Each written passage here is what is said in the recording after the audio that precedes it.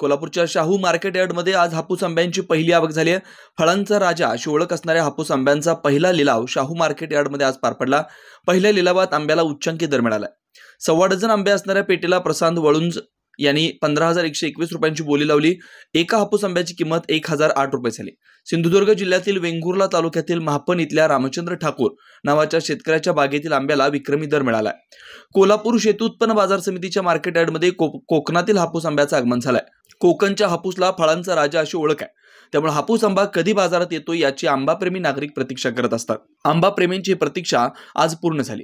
कोल्हापूरच्या मार्केट यार्डमध्ये सिंधुदुर्ग जिल्ह्यातील वेंगुर्ले तालुक्यातील महापण इथल्या रामचंद्र ठाकूर यांच्या बागेतील हापूस आंबे दाखल झाले। बाजार समितीचे सभापती प्रकाश देसाई यांच्या हस्ते आंब्यांचा लिलाव काढण्यात आला। 2100 पासून बोलीची सुरुवात झाली। बघता बघता 15,000 वर बोली गेली। 15,121 रुपयाला प्रसाद वळुंजू यांनी 1.25 डझन आंबे असलेली सर्वाधिक बोली लावत खरेदी केली। यंदाच्या हंगामातील हापूस आंब्याला उच्चांकी दर मिळाला।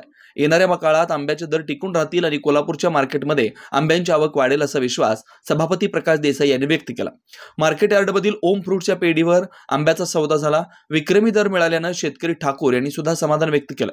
यावेळी बाजार समितीचे माजी सभापती भारत पाटील, संचालक किशोर आहुजा, संचालक दिलीप पवार, सचिव जयवंत पाटील, उपसचिव गजानन पाटील, सहाय्यक सचिव तानाजी दळवी, रामचंद्र दास्ट्रे यांच्यासह बाजार समितीचे संचालक, अधिकारी आणि व्यापारी उपस्थित होते। अजित ठाकूर या शेतकऱ्यांनी आंबा आणलेला आहे। आजच या चालू सालातील आंब्याची नवीन सुरुवात आजच्या अवकेपासून झालेली आहे। या ठिकाणी उच्चांकी दर 15,121 रुपये असा प्रसाद वळुंजू यांनी हा आंबा घेतलेला आहे आणि अतिशय उच्चांकी दर मिळाला आहे।